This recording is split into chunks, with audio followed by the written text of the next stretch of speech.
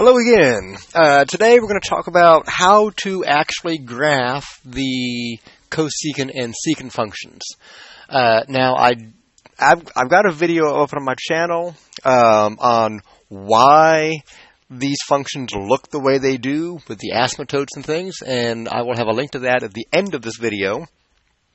So if you're not sure what they look like in the first place, I'd recommend going to watch that. But assuming you know what the shape looks like and are familiar, also familiar with how to graph a sine or cosine function, then we're just going to move along here and do that. Because when we graph a cosecant or a secant, it involves the sine function or the cosine function. So I'm going to get right into it. Again, I will have links to other videos about how to graph sine and how to graph cosine at the end of the video and in the description. But we're going to go right on here. So I'm going to move this down just a little bit so I can copy my function down, and then we'll get all the properties going and start the process. So here we go. F of x equals 2 cosecant of 2x minus pi minus 3. So that's my function. And so what I want to do before I do anything else is remember, what does cosecant relate to? Well, it relates to sine. So it's a reciprocal of that. So the easiest way to graph this is we're just going to graph the function 2 sine of 2x minus pi. And then we're going to graph that, and we're going to relate the cosecant graph to what that is. So what do we got to do first? First we have to factor out my b value so we can see what the horizontal shift is going to be. So that's going to end up being 2 sine. If you factor the 2 out, we have x minus pi over 2, and then minus 3. And now I can do my A, B, H, K values, and then do my graph. So here we go. A value is 2. My B value is also 2, which makes my period equal to 2 pi over 2, which is just pi. And my tick marks, how I'm going to label my axis, is going to be pi over 4. And then I also need my h value, my horizontal shift. H is positive pi over 2, and then the k value will be negative 3. Okay? So once we have all that information, again, that should not be anything new to you just from graphing sines and cosines. I'm going to do my axis.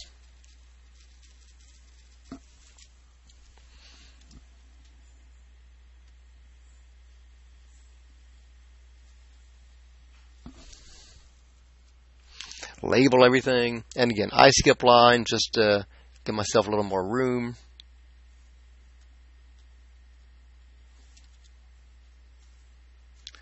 And that's pi over 4. That'll be pi over 2.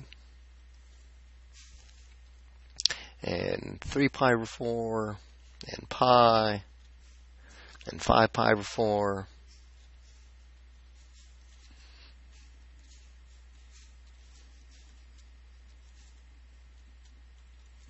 And then we got negative pi over 4.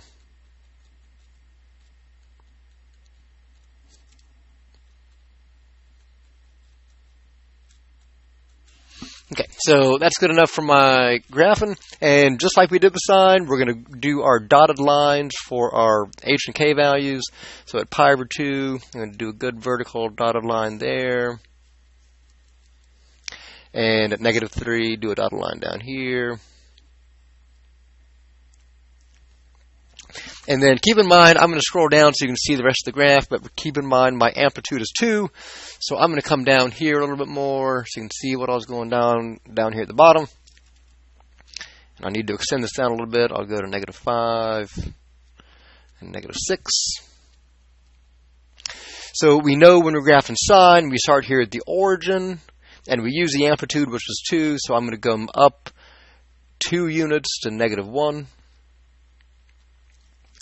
and then back down to the equator, and then back down to -5, and I'll go over 2 more units, back to the equator.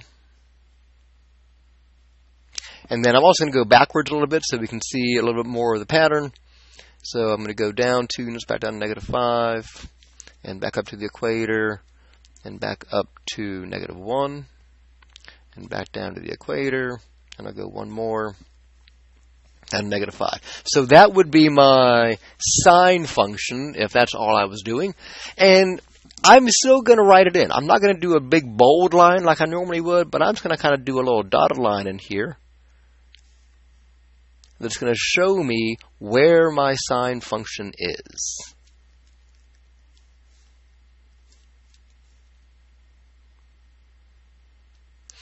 Okay? Now, at this point, I do need to come back up here and remind ourselves we're not really doing sine, we're doing cosecant. So, again, if you're familiar with the shape of cosecant, what happens? Well, we know that wherever cosecant crosses the equator, my new x-axis, we know at that point there is going to be a vertical asymptote. So I'm going to draw some more dotted lines in here. Wherever this function is hitting the equator, it's also going to be on the y-axis. Hard to do a dotted line on the y-axis, but it's going to be there.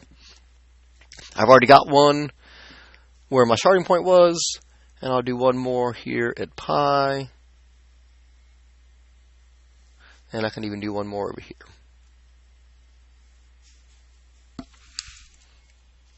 Okay? And so those are going to be my asymptotes. And then all we got to do is put in our kind of reverse curve. So I talked about it on the other video, the general shape of it. So it's always going to hit the same minimum and maximum points. So we know it's going to hit those points, and then it's going to go the other direction. So down here, it's going to be an upside down curve from that minimum. On the maximum, it'll be a curve going up. And it'll be a curve going down here. And again, not crossing the asymptote. Kind of picky about that.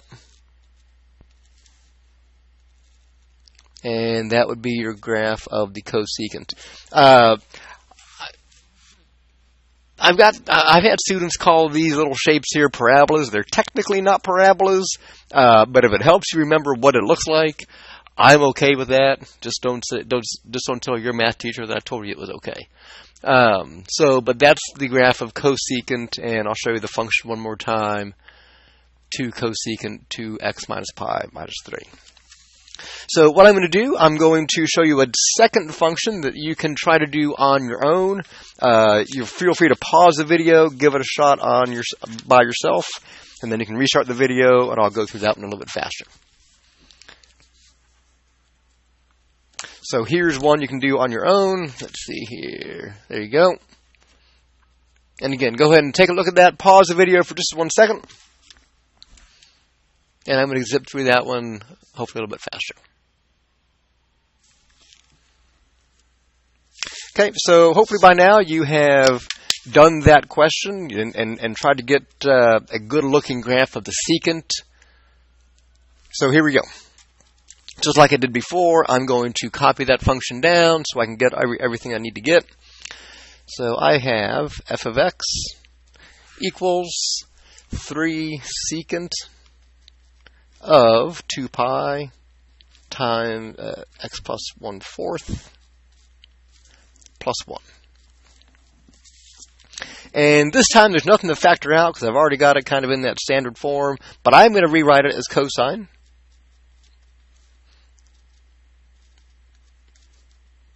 Because again, that's going to be kind of my guide of where everything's going to be.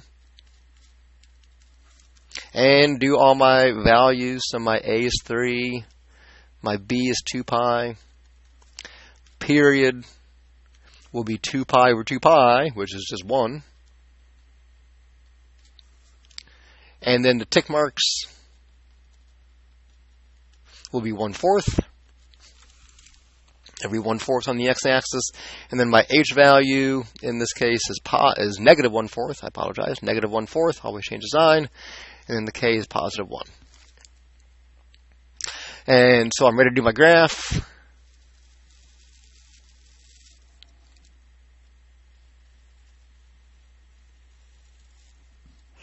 And on the x-axis, every 1/4, so 1/2, 3/4, 1, 5/4, and so on and so forth. Come down -1. Oops, I like skipping a line. Sorry about that. -1, -2, -3, -4. Coming up, we'll go this way. -1/4, -1/2, -3/4, -1, and then going up 1, 2, 3, and a 4. So we're ready to graph this thing now, and again, nothing different. We're still going to do my dotted lines at -1/4, so I'm going to throw a dotted line right here, and at +1. And remember, for cosine, don't forget how to graph a cosine function. So we're not starting at the origin this time. We use the amplitude, which is 3. So we're going to come all the way up here to +4 as my starting point. And then we do our pattern. So we come down to the equator. We come down 3 more, which will be down to -2. Back up to the equator. Back up to the maximum value at 4. And again, I'm going to continue on a couple more just so I can get a good look at what's happening. I can go backwards and down to -2 rather, and then back up to the equator. And so that's going to be my cosine. Again, I'm just going to do that as a dotted line.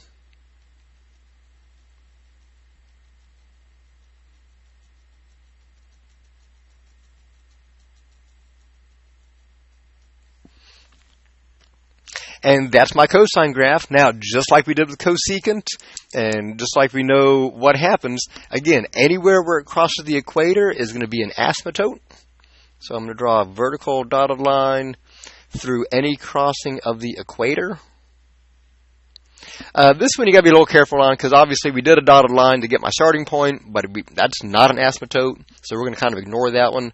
Again, my asymptote's on the axis again, and here's one at pi/2, and then my last one at pi, or 1, I should say. So I got my asymptotes. Now I just do my kind of reverse curves. So again, at my minimum value, I'm doing a downward facing curve. Maximum value, upward facing curve. Minimum value, again, keep in mind my axis here is an asymptote. So doing a nice curve going downward like that. We can do one more up here.